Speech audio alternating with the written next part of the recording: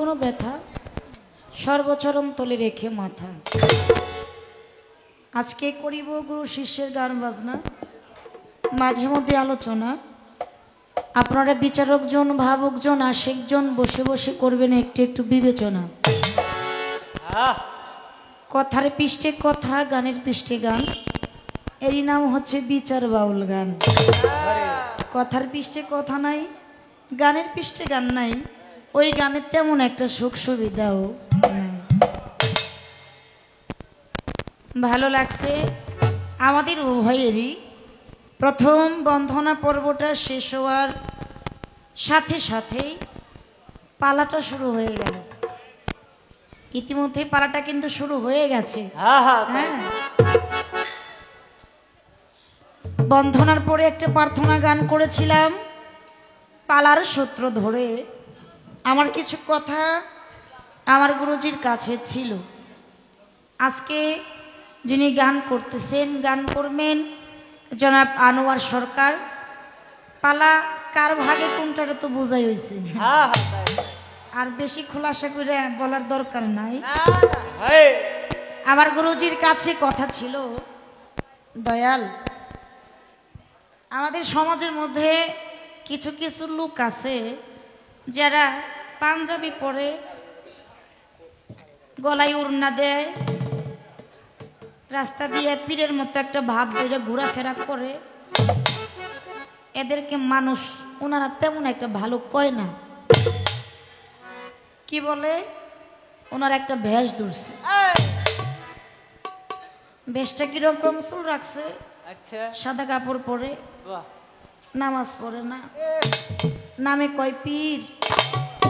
এটা তো কোরআনের কোথাও নাই, এটা তো ওনারা নিজেরা বানাই নিছে। এরকম কয় না? অনেক অনেক। কেন কয়? পাঁচখানা 5 ওয়াক্ত সালাত আদায় করে আল্লাহর সাথে দেখা হয়। পিতা মাতার খেদমত করলে জান্নাত পাওয়া যায়। জান্নাত তো পাইলাম, আল্লাহর সাথে আমার দেখা হইল। বেঁচে থাকতেও কয় না, কবরে যাওয়ার পরেও কয় না। তাহলে আপনার রুহু আর আমার রুহু একই দিন সৃজন করছে আল্লাহ। আপনি যেভাবে আসছেন আমিও তো একইভাবে আসছি, সবই তো ঠিকঠাকই ছিল। দুনিয়ার মাঝে আসার পরে কেন আমার আপনার কাছে যাইতে হয়? সবই যদি ঠিকঠাক, আমার মধ্যে কি কম পড়লো আর আপনার মধ্যে কি বেশি হয়ে গেল? আমার সেই কমটুকু পূরণ করার জন্য আপনার কাছে যাইতে হয়। বিষয়টা কি? আল্লাহরেও দেখার জন্য না, জান্নাত পাওয়ার লোভেও না। হয়তো আল্লাহর কিছু চাইতে কিছু বড়, জান্নাতের চাইতে কিছু ছোট, এরকমই তো একটা বিষয়। কিসের জন্য যাইতে হয়? অত্যন্ত চমৎকার করে আলোচনা করলেন, ভালো লাগছে। আর আরেকটা কথা ছিল, আধ্যাত্মিক জগতে গুরু গোসাই যিনারা, ওনারা শিষ্য সেবকদের বলে থাকে বা বলে তোমরা মুর্শিদকে ভজন করো। আপনি একটা কথা বললেন না, আমি যে কথাটা বলেছিলাম যে কবরে কয় না, আপনি যে বড় পীরের উদাহরণটা দিলেন, এটা এমনি এমনি হয় নাই, কর্মের ফলে হয়েছে। এমনি এমনি হয় না, মুরিদ পড়লেই কি হয়? কর্ম করতে হবে। কর্ম করতে গেলে আধ্যাত্মিক জগতের মধ্যে শুনেছি আমি, জীবনের চাইতেও বেশি ভালো তার মুর্শিদকে বাসতে হবে। তাহলে মুর্শিদের ভজন করব কি রূপে করব? স্বামী রূপে। এটা কোন জগতে? আধ্যাত্মিক জগতে। আধ্যাত্মিক জগতের মধ্যে গুরু হয় স্বামী, শিষ্য হয় তার স্ত্রী। গুরুর জিহ্বা হয় লিঙ্গ, শিষ্যের কর্ণ হয় জুনি। দুইয়ের মধ্যে একটা প্রেমালিঙ্গন হয়, একটা প্রেমের মিলামিশা হয়। আর এই প্রেমের মিলামিশার থেকে একটা সন্তান জন্ম নেয়, যেই সন্তানের নাম হচ্ছে জ্ঞান নামক সন্তান। বাহ্যিক জগতে ছেলে আর মেয়ে দুইজনের বিয়ের মাধ্যমে, অর্থাৎ শরীয়ত মোতাবেক বিয়ে হইলে, ওই ঘর থেকে একটা সন্তান জন্ম নিলে তারে কি দুনিয়ার মানুষ, সমাজের লোক ভালো কইব না খারাপ কইব? ভালো কইব না? বেদবি মাফ করবেন। আর যদি কোনো মেয়ের বিয়ে ছাড়া সন্তান হয়, সমাজে তারে গণ্য করে ওই মেয়েটাকে কলঙ্কিনী বলবে। এবার আপনি যে আমাদেরকে বলতেছেন আমাকে ভজন করো, কোন রূপে? স্বামী রূপে। স্বামী রূপে ভজন করতে গেলে কি করতে হবে? আমাকে স্ত্রী সাজতে হবে। আর স্বামী আর স্ত্রী এটা তো বিয়ে ছাড়া হয় না। আপনি আধ্যাত্মিক জগতে গুরু, আমি আপনার স্ত্রী, আপনার সাথে হয়ে গেছে আমার বিয়া। ছেলে মেয়ের বিয়ের মধ্যে যেরকম দেনমোহর থাকে, টাকা পয়সা কত কিছু থাকে, আপনার সাথে যে আমার বিয়ে হয়েছে, আপনার লগে আমার বিয়ের দেনমোহর কি? এই কথাটা আমার ছিল। আমার গুরু অত্যন্ত চমৎকার ভাবে আলোচনা করছে। সেটা কি? যিনি গুরু তিনি হলো জগত স্বামী। জগত স্বামীকে স্রষ্টা, জগৎ স্বামীকে স্রষ্টা। এই মাওলা রাব্বুল আলামিন স্রষ্টা, জগত স্বামী, সে হচ্ছে জগতের স্বামী। ওই জগতের স্বামীর কাছে তো আপনিও স্ত্রী, আমি তো শুধু একা না, আপনিও কিন্তু স্ত্রী। এই জায়গায় তাহলে আপনার গুরু অর্থাৎ পুরুষলিঙ্গ থাকে না। ওই স্বামী আর এই স্বামী আমার মনে হয় না যে এক স্বামী। তারপরেও এই জায়গায় আমার একটু কথা থাকবে, আলোচনা থাকবে আস্তে। আমি বলেছিলাম বায়াত এটা জগতেও নাই, মরার পরেও নাই। বড় পীরের একটা ভক্ত দিয়ে বুঝাইছে। আর বড় পীর অর্থাৎ মুর্শিদ চেষ্টা করলে, ইচ্ছা করলে ভক্তের কবরে যাইয়া ভক্তের গুনাহ মাফ করতে পারে। আমার স্রষ্টা, আমার মাওলা রূহকে সৃজন করে বলেছিল, আমি কি তোমাদের দায়ে রব নই? আমি কি তোমাদের মালিক নই? কি বলেছিল? কালুবালা, আপনি আমাদের রব, আমরা আপনার দাসী। কি হইল? ওই জায়গায় বায়াত হয়ে আসলাম। এটা কিন্তু আমার কথা না, এটা কিন্তু আমার গুরুর কথা। কথা কইছে না? হ্যাঁ হ্যাঁ বলছে। এই জায়গা থেকে তাহলে একটু বলবেন, আমি যদি ওই জায়গা থেকে মুরিদ হয়ে আসি, তাহলে দুনিয়ায় আসে আবার পড়ার দরকার কি? আমি তো জগৎ স্বামীর কাছে, স্রষ্টার কাছে বায়াত হয়ে আসলাম। আচ্ছা আচ্ছা, তাহলে আপনার কাছে আবার পুনরায় আমার যাইতে হবে। এক বায়াত কি কয়বার হন যায়? এক মাথা কয়বার বেঁচে যায়? তাহলে স্রষ্টার কাছে তো আমি পেয়েছেই দিছি, আপনার কাছে আমার বেচার দরকার কি? একজন তো কিনাই নিছে, তা আপনি কি আবার কিনে নিবেন? এর মধ্যে বিষয়বস্তু হাকিগতটা কি, এটা কিন্তু ওনার কথার থেকে আমি একটু ক্লিয়ার হইতেছি আর কি, একটু বোঝার জন্য। এবার আমি পালা গানে চলে যাব। তার আগে যিনি আজকে আমার গুরু আনোয়ার সরকার, আমার যিনি চার তরিকার মুর্শিদ, দয়াল বাবা আতোয়ার চান, আমার সেই মুর্শিদকে আমার গুরুর মধ্যে রেখে আমি আমার দয়ালের পিছে পিছে যাওয়ার চেষ্টা করব। তাই হাদিস অনুযায়ী বাজান, দয়ালের সাথে দেখা সাক্ষাৎ হইলে দয়ালকে গুরুপদে ভক্তি দিতে হয়, সেটা যেখানেই হোক।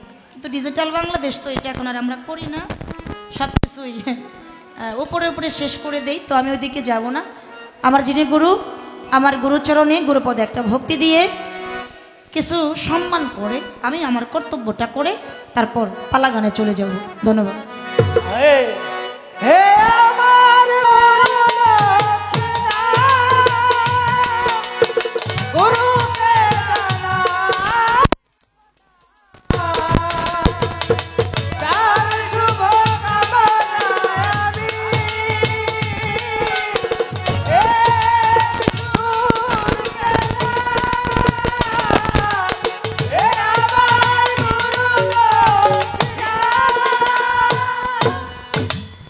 আমি আমার কর্তব্যটা শেষ করলাম, মানে নিশানা সই করলাম। এবার একটা গান আমার দাদা উস্তাদের রাখবো, তারপর দেখা যাক টিপুসা বাবা আমার কোন পথে নেয়। দয়া করে 500 লাখ থাকলে চেষ্টা করবো।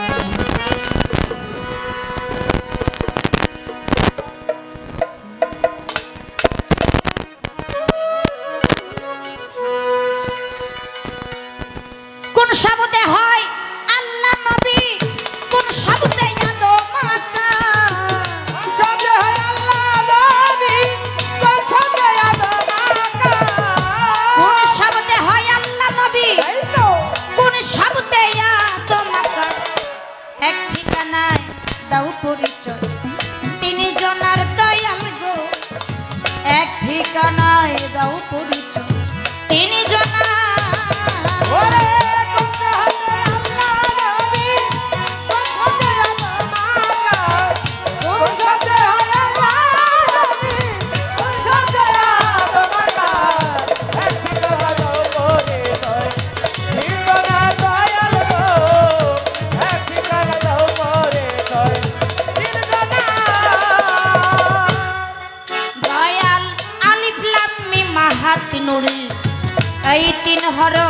জিজ্ঞাসা করি আলিফ লাম মিম আহাত নুন এই তিন হরফ জিজ্ঞাসা করি কে বা পুরুষ কে হয় নারী গুপ্ত ধনের অধিকার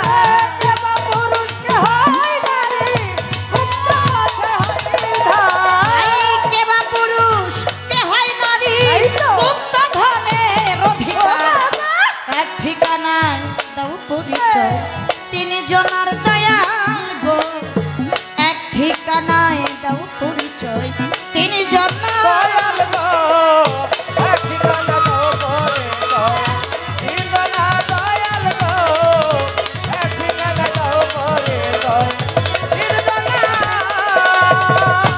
ও দয়া বল গুরু মিমের তত্ত্ব আলিফ কেন হয় লামে যুক্ত বল গুরু বল গুরু মিমের তত্ত্ব আলিফ কেন হয় লামে যুক্ত কোন হরফের কি বা অর্থ জানতে ইচ্ছা হয় আমার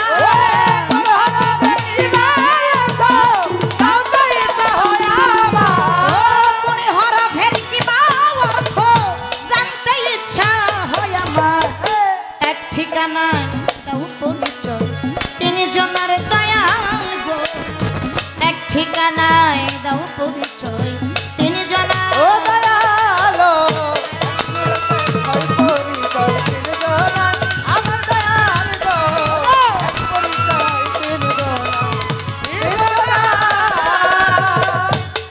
দয়াল নুক্তা রূপে খুশিদাতে মিলন হলো কে কার সাথে নুক্তা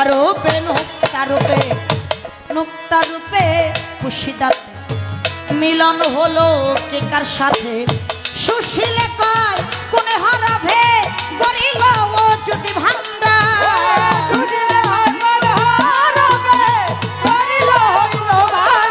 সাধক সুশীলে কয় কোন হরফে গরিল ও যদি ভান্ডার এক ঠিকানায় দাও পরিচয় তিনি জনার দয়াল গো এক ঠিকানায় দাও পরিচয় তিনি জনার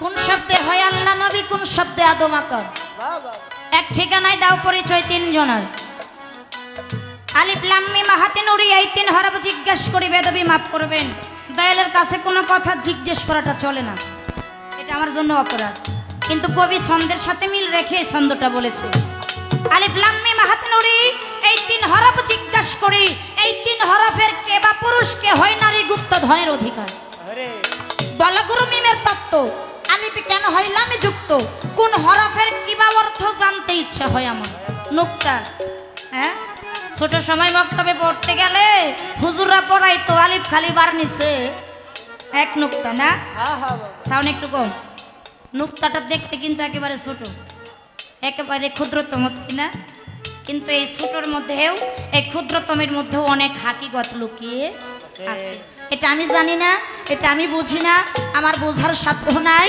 এটা আমার মুর্শিদি ভালো এই দয়ালের কাছ থেকেই জানবো কবিতার গানের মধ্যে বলেছে নুক্তা রূপে পুশিদাতে মিলন হলো কে কার সাথে সাধক সুশীলে কয় কোন হরফে গরিল ওজুদ ভান্ডার এক ঠিকানায় দাও পরিচয় তিন জনার এই হলো আমার গানের কথা এই কথার ভিতর থেকে যে কথা ভালো লাগে দয়ালে যেন আমার ওই জায়গা থেকে একটু বোঝানোর চেষ্টা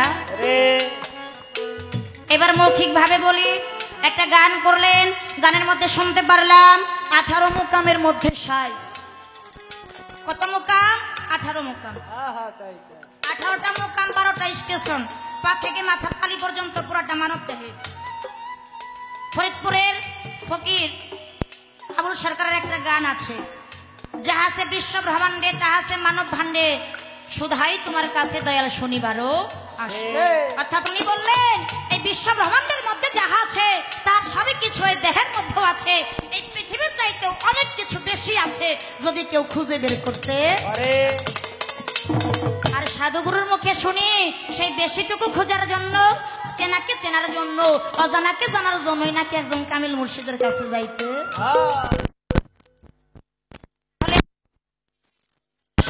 মানব দেহের মধ্যে 18 মুকাম, 18 মুকামের মধ্যে কে আছে?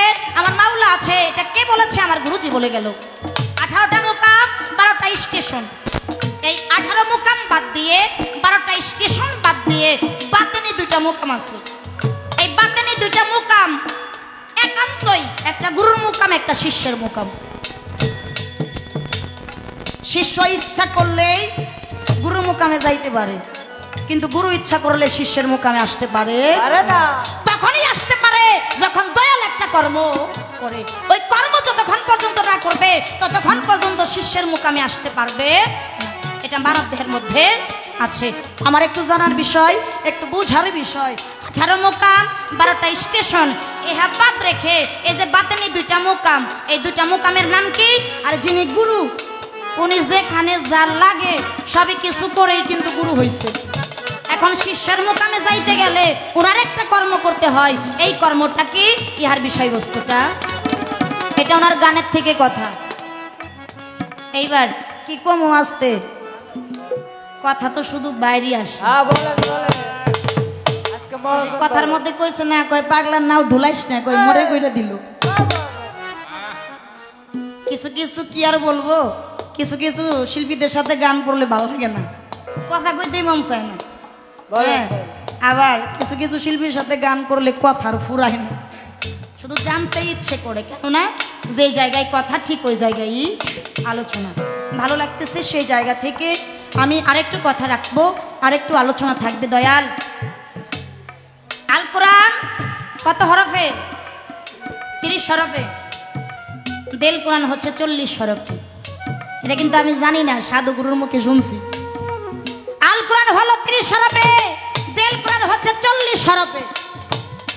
30 হরফ বাদ দিয়ে বাতেনি 10 হরফের কর্ম যে করতে পারছে সেই দয়ালের সঙ্গের সাথী হইছে। আর যে দয়ালের সঙ্গের সাথী হইছে ওই যে বড় বিরাট তার ভক্তের মতো। ভক্ত শুধু মনে মনে কইব দয়াল হাজির, আর তখনই দুইজনের সাথে লেনা দেনা হয়। আর যখনই লেনা দেনা হয় দুইয়ের মধ্যে ফানা ফিল্লার দেশ হয়। আর ফানা ফিল্লার দেশে পৌঁছানোর পরে কে গুরু আর কে শিষ্য সেনা বড় দেয়। আমারও একটু ইচ্ছা হয় আমি যেন একটু ওই জগতে যাইতে, দয়ালের যেন একটু চরণ দাসী হতে। তাই আমার একটু জানার বিষয়, বোঝার বিষয়। এই 30 হরফের কথা আমি জানতে চাই না। 30 হরফ বাদ দিয়ে এই যে আরো 10 হরফ পাতেনি, এই 10 হরফ 30-এর সাথে মিল করে একত্রিত করে 40 হরফ দিয়ে আমার মতো শিল্পী সরকারের এই মানব দেহ তৈরি করছে। আমার একটু জানার বিষয়, এই বাতিনি 10টা হরফের হাকিকতের নামটা, ইহা কর্মসাধন ভজনটা, ইহা মানব দেহের কোন জায়গা? আমি কোন কর্ম করলে, কোন সাধন করলে, কোন ভজন করলে এই 10টা হরফ আমার আয়ত্তের মধ্যে আনতে পারবো? যেটা আয়ত্তের মধ্যে আনলে যখন আমার মুর্শিদের নাম আমি নিব তখন যেন ওনার আমারে বাধা। বিষয়বস্তু হাকিগতটা কি এটা বাহির থেকে না, এটা আলোচনা রাখলাম। এই পর্যন্তই কথা, আমার আর কোনো কথা নাই।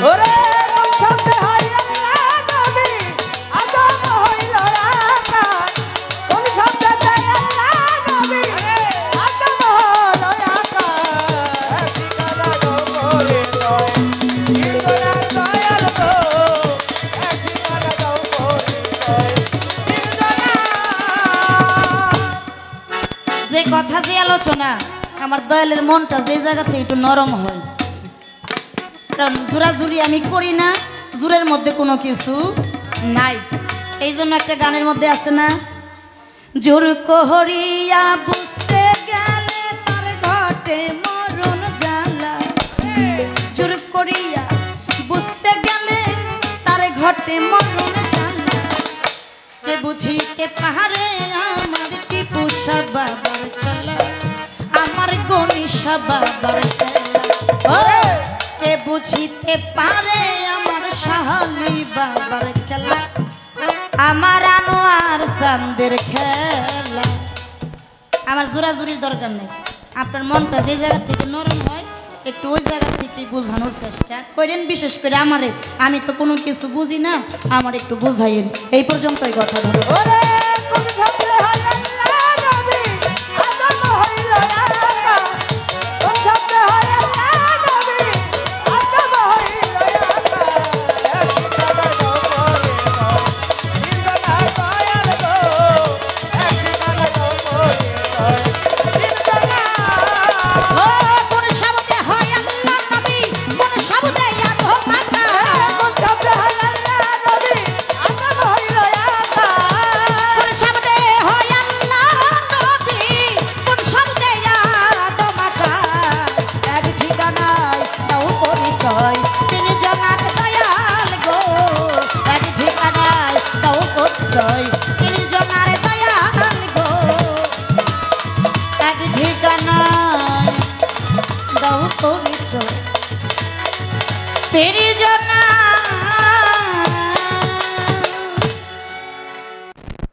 এরপরে একটা কথা কইছে, আমার একটা ভক্তি দিছে না, সাথে কিছু টাকা পয়সাও দিছে না, মিছা কথা কোন দেয় না, যা দিছে তো কোন। এই ভক্তি 3টা আসর ধরে গান গাইতেছি, 3 আসর আজকে নিয়ে 3 আসর এই কয়েকদিনের মধ্যে। ইমরান প্রথম আসর গাইলাম মালিক ভরসা, আমার সাথে গাইছে মানিক দল, পালাকি গুরু কেডা আমি। কান্দুসার মাঝে গান গাইলাম, আমার সাথে গাইলো রেনু পারবিন, গুরু পালা দিল গুরু শিষ্য কেডা গুরু। আজকে ত্রিপুষা পালা গুরু শিষ্য গাইতেছে শিল্পী সরকার সন্ধানী, আমার পালা কি এটা হ্যাঁ, কারণ হইল 3টা আসরে একই দ্বারা আবার আমার একই পাঠ।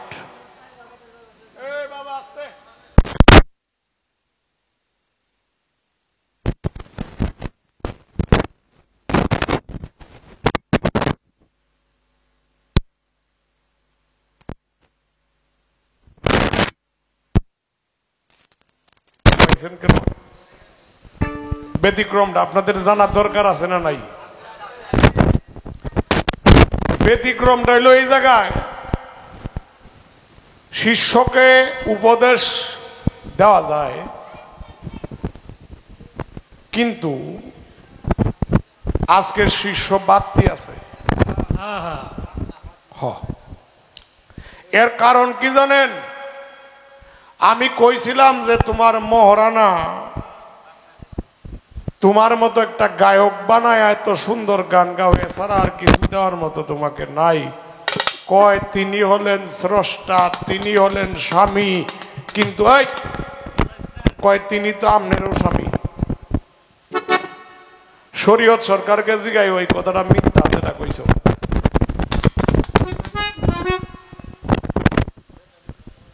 কইতে পারো কেন লেগা? আমি কইছি এই কারণে, আজকের নির্বাচন করলাম আমি, আনোয়ার চেয়ারম্যানই দাঁড়াইলাম, আমার সাথে কুরবান ভাই দাঁড়াইলো, মানে যারে সিনিয়র এই তো কইতাছি। কুরবান ভাই ফেল করলো, আমি ভাস করলাম, অথবা আমি ফেল করলাম, কুরবান ভাই ভাস করলো। এখন কি তার নাম কুরবান হইব না চেয়ারম্যান? এর নাম কি চেয়ারম্যান? চেয়ার পাইছে, জনগণের প্রতিনিধি হইছে, যে কারণে তার নাম হইল চেয়ারম্যান সাহেব, নাকি? হ্যাঁ, তাইলে গুরুর কোনোদিন স্বামী আলাদা হয় না, গুরু গুরুই হয়, গুরু কখনো আলাদা হয় না। এর জন্যই তোমাকে এই কথাটা আমার বলা।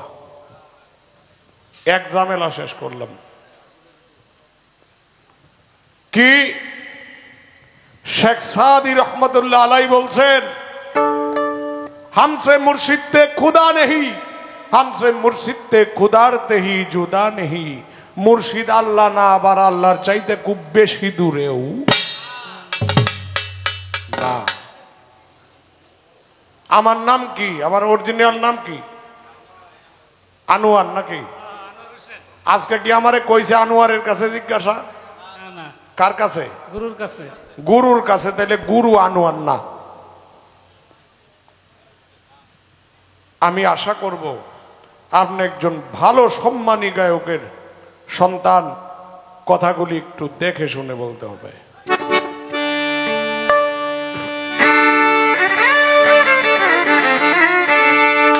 ধন্যবাদ।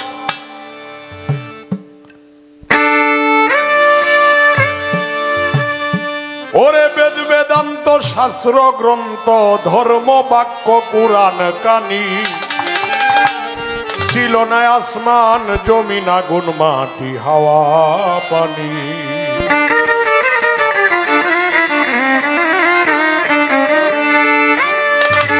বেদ বেদান্ত শাস্ত্র গ্রন্থ,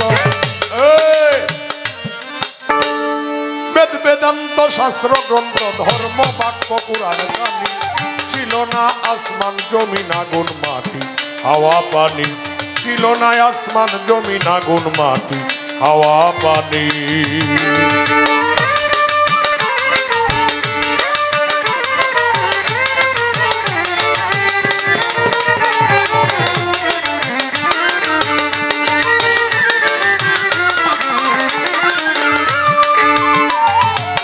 শব্দে বাসিয়ে পড়ে, এই কোন হরফে কেডা এটা কইতাছি? এই যে আদম আল্লাহ রসুল, আমি কই না, কয় কেডা জালালউদ্দিন খা, তার বাণীটা আমি মুখে গাইতাছি। শব্দে ভাসিয়ে পড়ে স্বরূপেতে ধ্যান করে,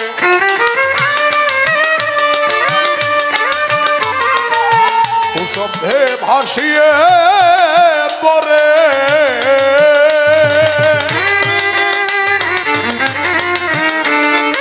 স্বরূপেতে ধ্যান করে, হাহে হু শব্দ লইয়া, হাহে হু শব্দ লইয়া দিব্যে পানি, ছিল না আসমান জমিন আগুন মাটি হাওয়া পানি।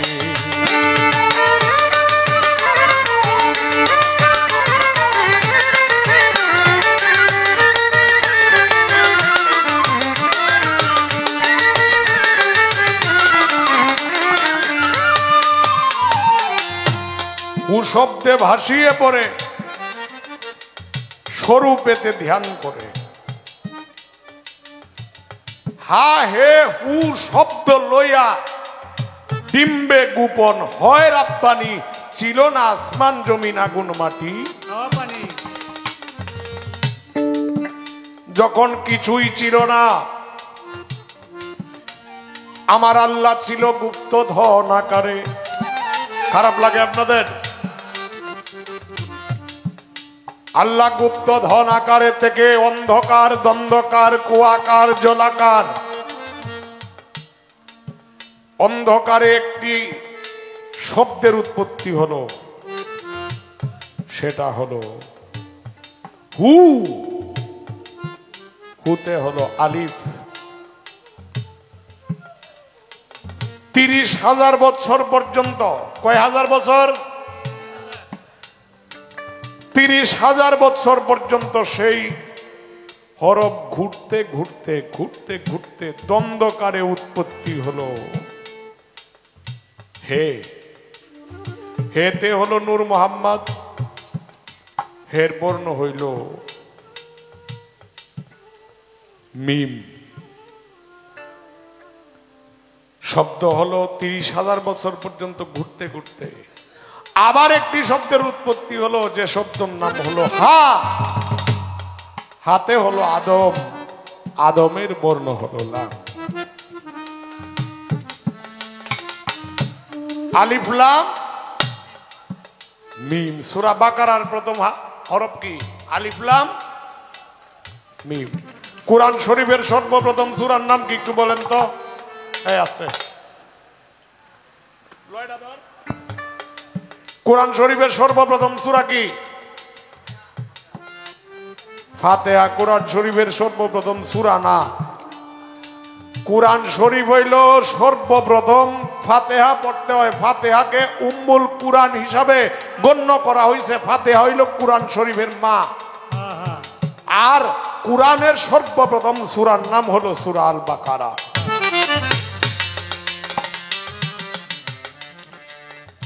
মিমের তত্ত্ব যদি বলতে যাই, লালন শাহ বলছেন এই মিমের মধ্যে 5 জন লুকায় আছেন। কয়জন? লালন কইছে নিগুম বিচারে সত্য গেল তাই জানা, মায়েরে ভজিলে হয় তার বাবার ঠিকানা। ঠিকানা। নিগুম খবর নাহি জেনে কেবা সেই মায়েরে চিনে, দিন দুনিয়ার ভার যাহার উপর দিলেন রাব্বানা, মায়েরে ভজিলে হয় তার বাবার ঠিকানা।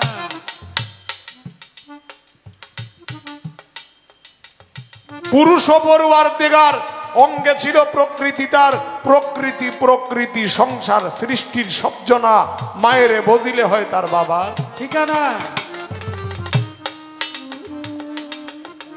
বিম্বুর ভিতর কেবা ছিল বের হয়ে কারে দেখিল, ফকির লালন বলে বেদ যে ফেলো তার গুছলো দিল কানা।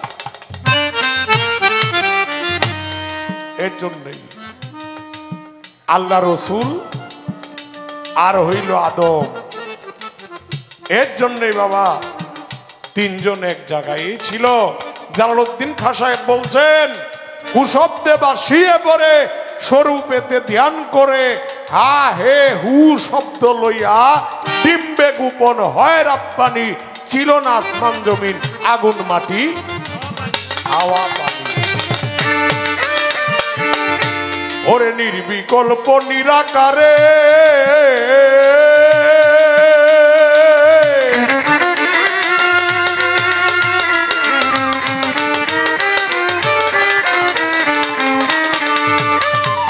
অখণ্ড মণ্ডলাকারে, নির্বিকল্প নিরাকারে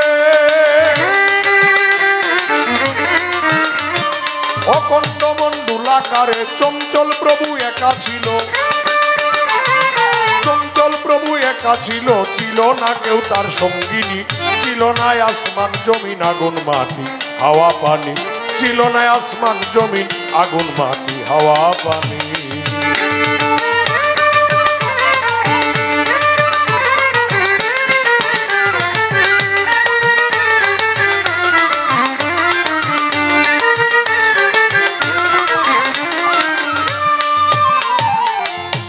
ওরে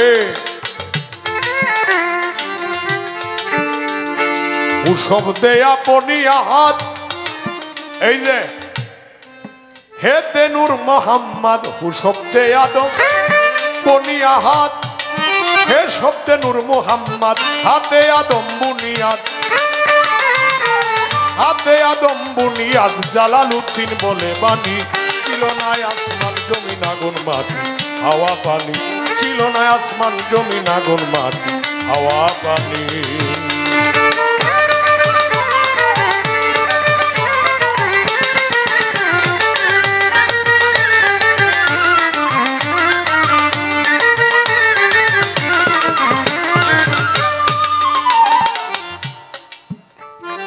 আলিফ নামে যুক্ত হয় কোন হরফের সাথে কোন হরফের মিলন ঘটে।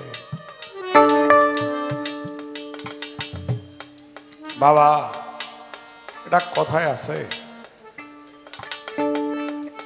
আলিফ শব্দে একা অর্থ হয়, বেয়াসিয়া ভক্তি দিয়া ভক্ত হইয়া রয়। এখন আমার কথা হলো আলিফ কালি পায়ের নিচে 1 নক্তা, সেই নক্তাকে বাবা একটা কথা বলি, একদিন দয়াল নবী হুকুম করলেন যে কুরআন শরীফ পড়ে আমারে কে শুনাইতে পারবা, তো শোনাও। কোরআন শরীফ পড়তেছে সবাই, পড়ে শোনাইলো মৌলা আলী কালী সূরা ফাতিহাই পড়তেছে। সূরা ফাতিহা কি?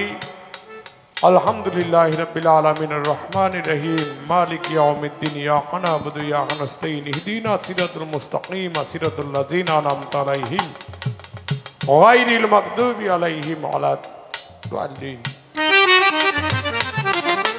এই সূরায় যখন বারবার তাফসীর করতেছেন সাহাবারা কয় ইয়া রাসূলুল্লাহ, মাওলা আলী তো শুধু ফাতিহাই পড়তেছে, তো বাকিটা আমরা শুনবো কইতে।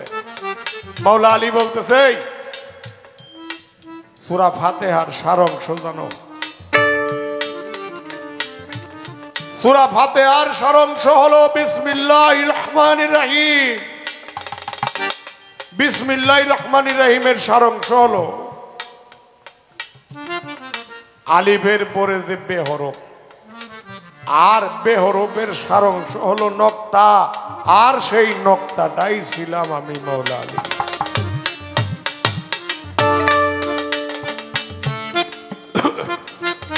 এই কয় নক্তাটা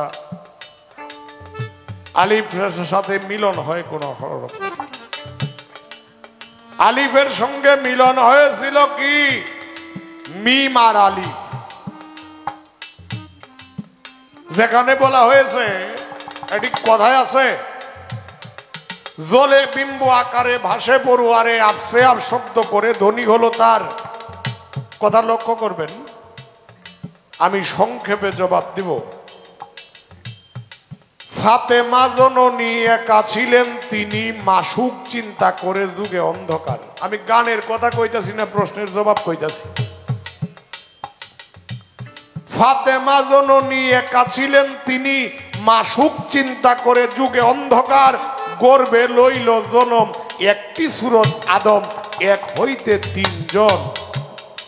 এই বেটা, এক হইতে তিনজন হলো একাকার, আপসে আপ শব্দ করে ধ্বনি হলো তার। এর বাইরে আমি কথা বলতে পারলাম না।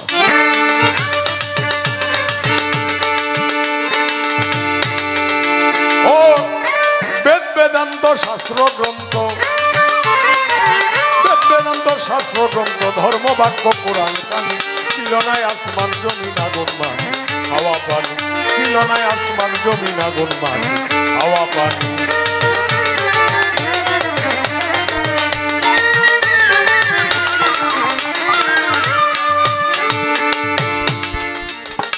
আরেক কথায় আমার কাছে জিগাইল অতি ভালোবাসিয়া, 10 হরফের হাকিকত কি তারে দিতাম কইয়া। 10 হরফের হাকিকত কি তারে দিতাম কইয়া।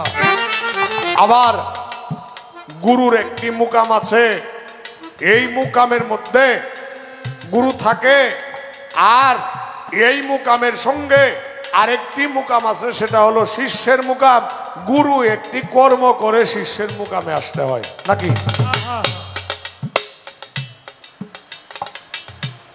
আহা,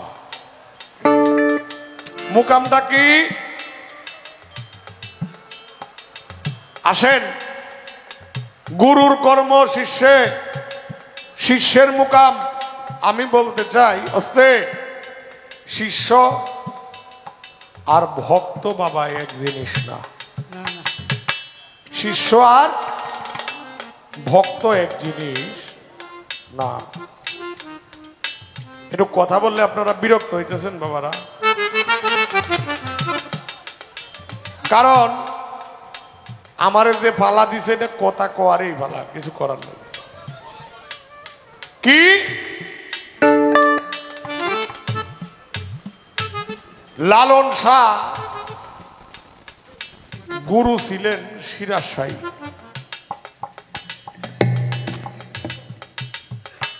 সিরাজ শাহী হঠাৎ করে তার স্ত্রীরে কইতাছে, শোনো,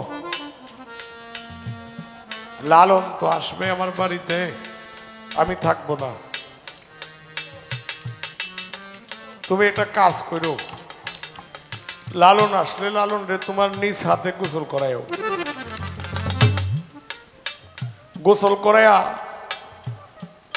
আমাকে যেরকম তোমার মাথার চুল দিয়ে পাও মুছে দাও, লালন সারে এইভাবে ঠিক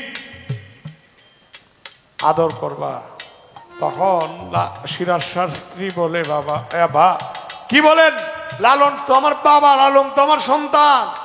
কয়, আমি স্বামী হয়ে তোমাকে হুকুম করছি। কথা খুব মনোযোগ বাবাজি। সিরাজ শাহ বাড়ি থেকে চলে গেলেন, লালন শাহ গেলেন, লালন শাহকে গোসল করাইলো। গোসল করায় যখন চেয়ারে বসায়া লালন সিরাজ শাহর স্ত্রী নিচে বসলো, তখন লালন বলতেছে, মা গো আপনি নিচে কেন বসছেন? বলছে তোমার বাবার অর্ডার। তখন আবার একটি কথা বলছিল, লালনকে খেদমত করার আগে তুমি তাকায়া দেখো লালনের মুখটা। বাবাজি যখন ছায়া দেখলো, দেখে সেখানে আর লালন শাহ নাই, যাকে খেদমত করে স্বামী হিসেবে সেই চেয়ারে বসে আছে।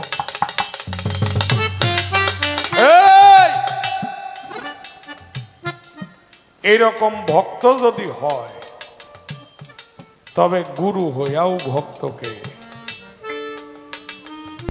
এই কি এনে তো হিন্দু মানুষও আছে দেখলাম, এই যে নামের মধ্যে নাম কইল, তাইলে তো একটু আছে।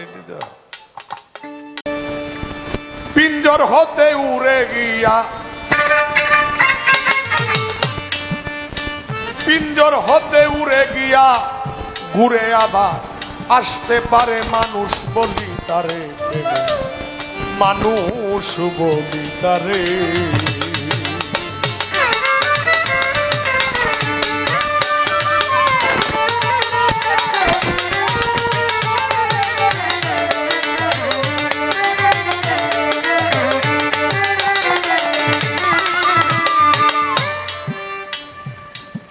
ওরে পিঞ্জরেতে 9টি দুয়ার, মাঝখানে ঠিকানা তাহার, গেলে দেখতে পাবি তোমার শ্রীকলার বাজারে।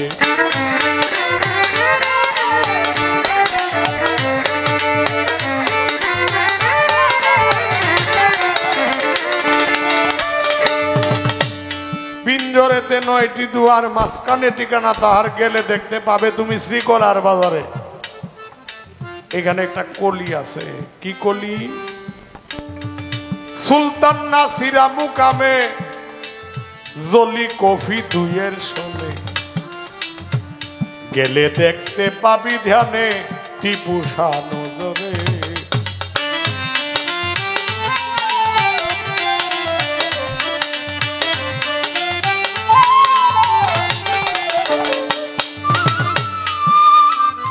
সুলতানুল নাসিরা মুকাম,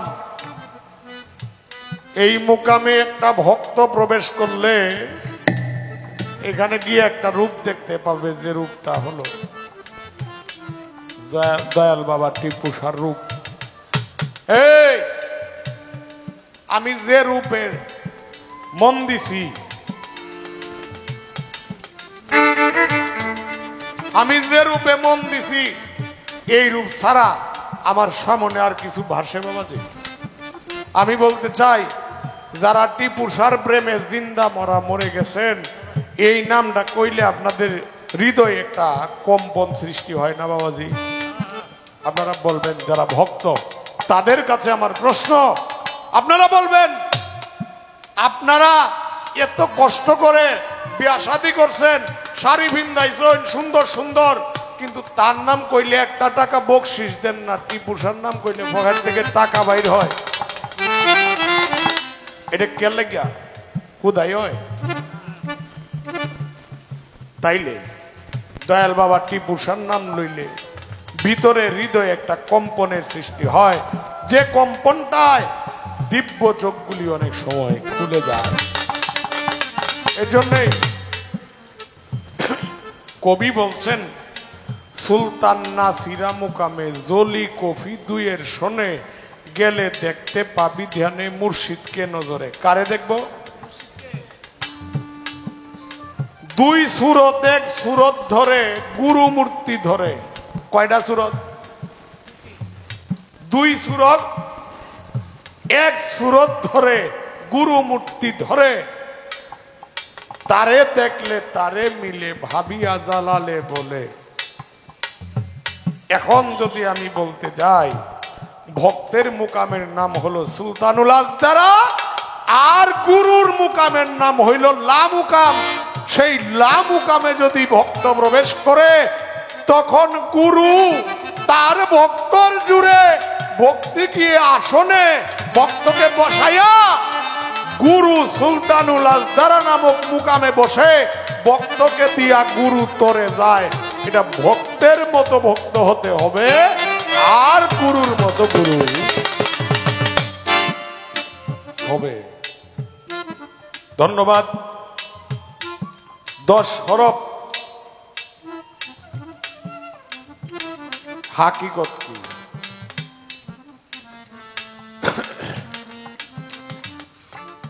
10 হরফের হাকিকত কি? ফরিদপুরের হালিম চিস্তিরে তো চিনেন, আপনারা চিনেন না? গান লেখছেন, ছেড়ে দিয়ে বহিরঙ্গ জানতে হবে অন্তরঙ্গ, দমের ঘরে লাগাও প্রেমের চাবি দেখা পাবি, আগে ফানা ফিল্লার দেশে যদি যাবি,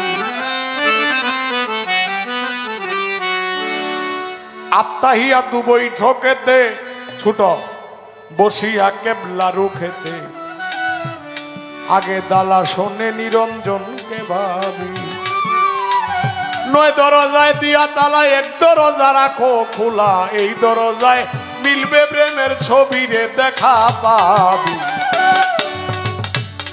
9 আর 1 কত? 10।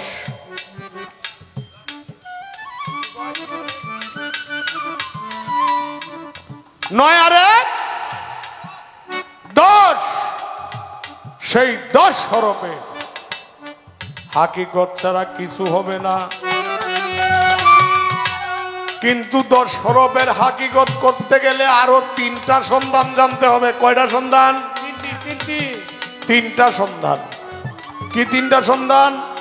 জালাল কা বলছেন, মোহনবাসী শুনতে মধুর বড়ই চতুর, ওরে বিশ্রাম নাই তার দিবানিশি,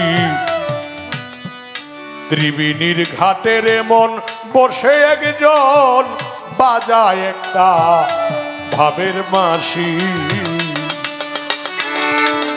ত্রিবেণীর ঘাটের এমন বসে একজন বাজায় একটা ভাবে বাঁশি, মোহন বাঁশি শুনতে মধুর বড়ই চতুর, বিশ্রাম নাই তার দিবানিশি। আস্তে, বিশ্রাম নাই তার দিবানিশি, ত্রিবেণীর ঘাটের এমন বসে একজন বাজায় একটা ভাবের বাঁশি। এই ত্রিবেণীর তত্ত্ব দিতে যায়া দেশের মধ্যে অনেক ঝামেলা চলে।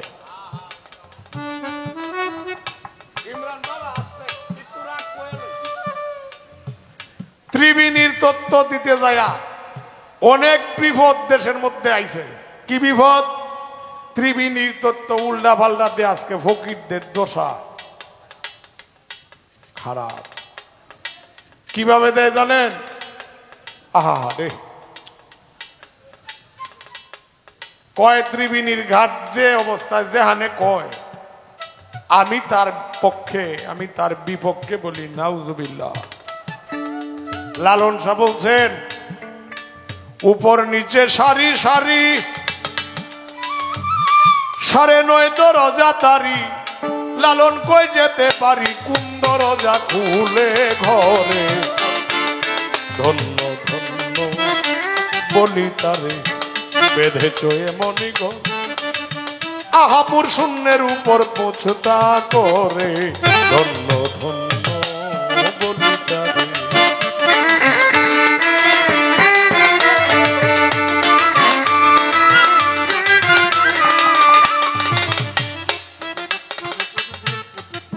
মনমোহন সাধু কইছে, 2 চোখের জল আর প্রাণের টান, তাবি নাকি মন্ত্র আছে, আখি নিরে টেনে আনো প্রাণের প্রাণ কাছে কাছে। ত্রিবেণী কি? ত্রিবেণী হলো এই ইরা, পিঙ্গলা, সুষমা। কয়টা হইল? 3টা। ইরা হইল বর্তমান ঊর্ধ্বমুখী। কি মুখী? ঊর্ধ্বমুখী। পিঙ্গলা হলো নিম্নমুখী। সুষমা হলো সরুবর, পিঙ্গলা হলো নিম্নমুখী। তাইলে নিম্নমুখী আর ঊর্ধ্বমুখীর সঙ্গে কোনো মিল নাই। এখন মিল করবেন কিভাবে?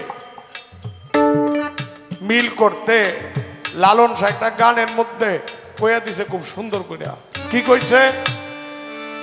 লা ইলাহা নফিসে হয় ইল্লাল্লাহতেই দিন দয়াময়, নফিয়েদ বাদে তাহারে কয় শীত ইবাদতুল্লাহ, মুখে পড়ে সদায় লা ইলাহা ইল্লাল্লাহ।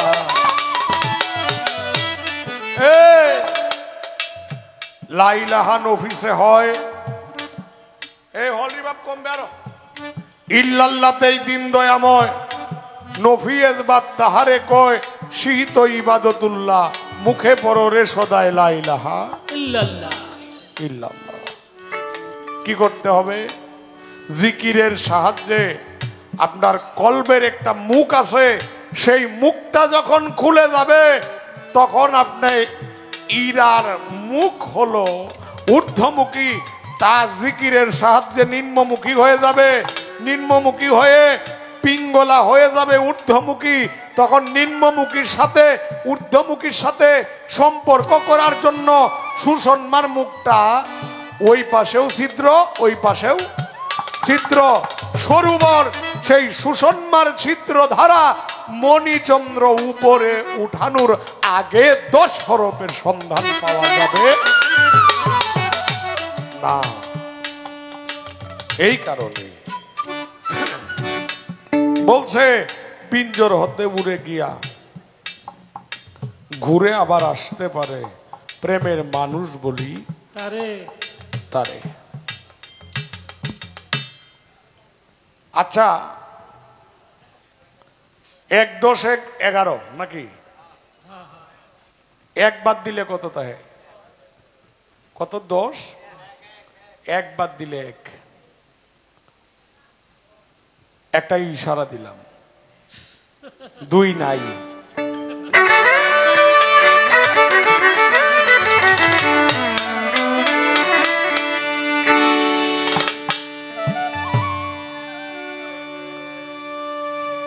আমি তো গুরু,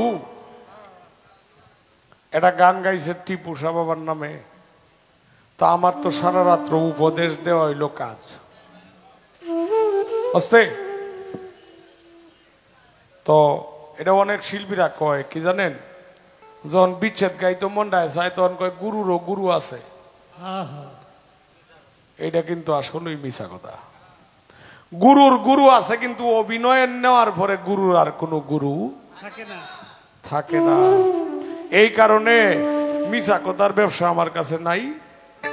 একটা গান করি, কিন্তু গানটা গুরু বিচ্ছেদ, শিষ্য বিচ্ছেদ না।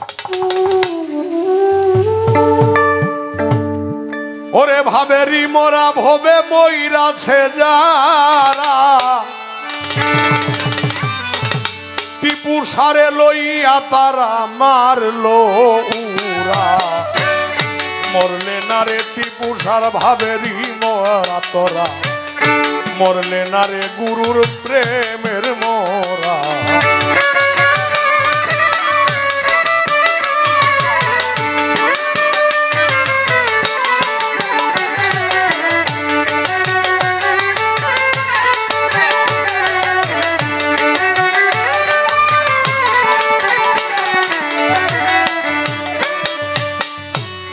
মনরে ভাবাছে যার গায়, দেখলে তারে চিনা যায়, সর্বঙ্গ তার আগুনে পুরা।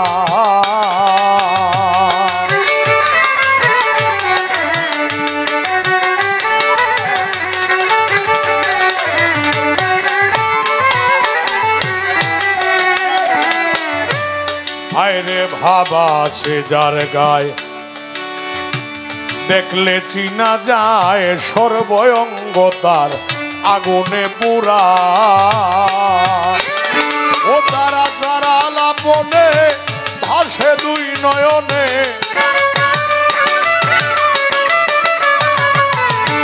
আছাড় আলাপনে মাসে দুই নয়নে প্রতি প্রমাণে সে যে দিতেছে ধরা মরলে না রে তোরা ভাবেরি মরা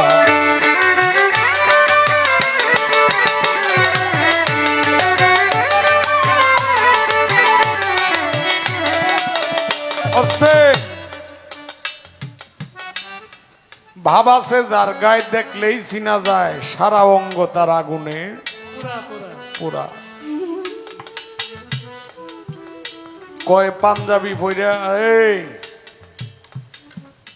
লম্বা চুল রাখিয়া ঘুরে নামাজ পড়ে না তাদেরকে কি পীর বলা যাবে কথাটা জিজ্ঞাসা না এটা একবার কইছে এটা আমার মনে নাই আবার রিফ্লে করছে ধন্যবাদ কারণ আমার সত্য কথা যেটা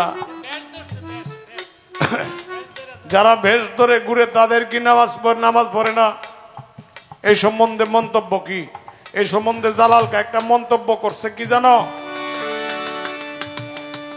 জালালকা একটা মন্তব্য করে গেছে বাউল শিল্পী জালালউদ্দিন খাঁ একটা মন্তব্য করে গেছে কি স্বার্থ নিয়ে বক্তপর্ষী ছাটা দেয় না চুলদারি গুসাইগিরি পীর পিরানি ঘুরতেছে বাড়ি বাড়ি হবে না কারো সারাসারি ভাবলে না তাই পরাণে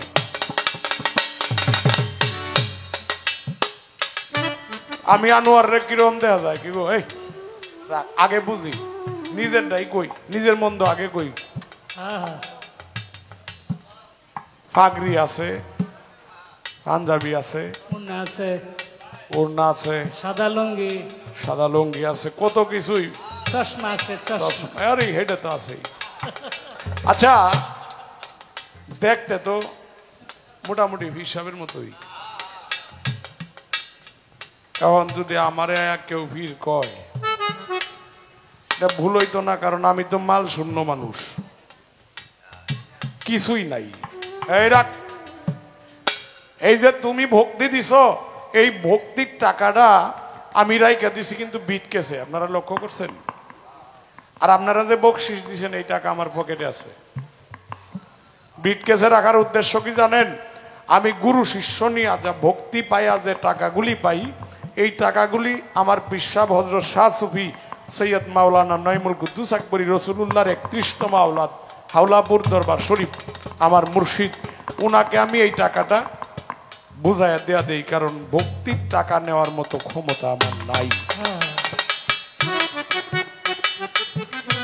আস্তে আমারে সালাম কইরা যদি কেউ টাকা দেয় এই টাকাটা আমার মুর্শিদকে আমি দিয়ে দেই কারণ এই টাকা আমার নেওয়ার অধিকার নাই কারণ আমি কিভাবে নিব আমার কাছে তো কিছুই নাই যখন আমাকে সালাম করে তখন আমি বলি ও দয়াল তোমার ভক্তি তুমি নিও আমার কাছে তো কিছুই নেই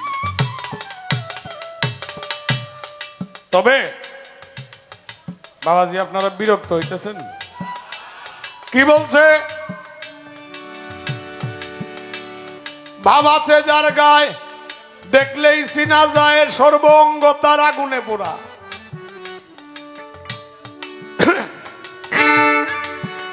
একজন নামাজ আর পড়তে হবে না এই বিষয়ে আমার কোনো মন্তব্য আসতে নাই মন্তব্য আছে কি জানেন আপনি সংসার করবেন পিরালি করবেন 5 ওয়াক্ত নামাজ আদায় করতে হবে কেন জানেন আমার মুর্শিদের দরবারে মসজিদ আছে আমরা রে সর্বপ্রথম বায়াত হওয়ার পরেই দিছে কি তোমার নামাজ রোজা হজ যাকাত কলেমা তোমার মাতা পিতার খেদমত অবশ্যই করতে হবে এই কারণেই আমার একটি কথা আছে এই কথা হলো আমাদের এলাকায় একজন লোক আছে বাস্তব আমি যারা দেখছি তার ব্যাপারে মিথ্যা কথা কয়ে লাভ আছে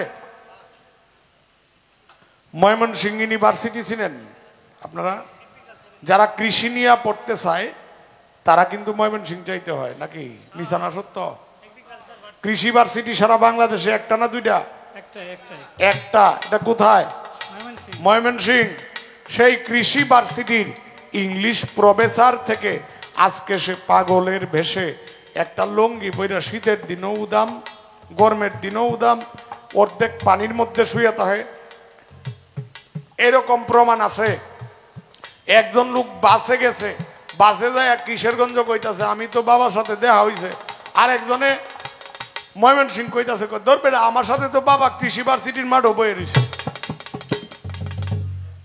আচ্ছা আমি বলতে চাই, যে মানুষটা কৃষি ভার্সিটির মাঠে, এই মানুষটা 70 কিলোমিটার দূরে, আরেকজনে ফোন দিয়ে কয় কিশোরগঞ্জ বাবা আমার সাথে আড্ডা দেয়, তাইলে এটা কি সত্য না মিছা? মিছা কথা কেউ কয়? মিছা কেউ কয় না।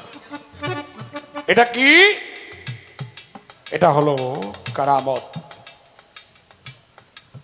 তার নাম হলো শাহজাহান স্যার, নামে সবাই চিনে, কারণ ওনা ইউনিভার্সিটির প্রফেসর ছিলেন, ইংলিশ প্রফেসর। কিন্তু ওনাই রেল লাইনও বইয়া রমজান মাসের দিন আমি দেখছি একটা চা মুখে নিয়ে খায়, আবার ফালায় ফালায় ফালায় আরেকজনকে কই নেও খাইল ওইটা। সে তো আর খায় না, কারণ রোজা রাখছে তো। আমি বলবো আসহাবে সুফা নামে 10 জন ব্যক্তি, কয়জন? 10 জন। 10 জন ব্যক্তি মসজিদে নবমীর বারান্দায় থাকতো। কোথায়? মসজিদে নববী কোথায়? মদিনায় না? যেখানে রসুল শুয়ে আছেন। সত্য না মিছা? সত্য।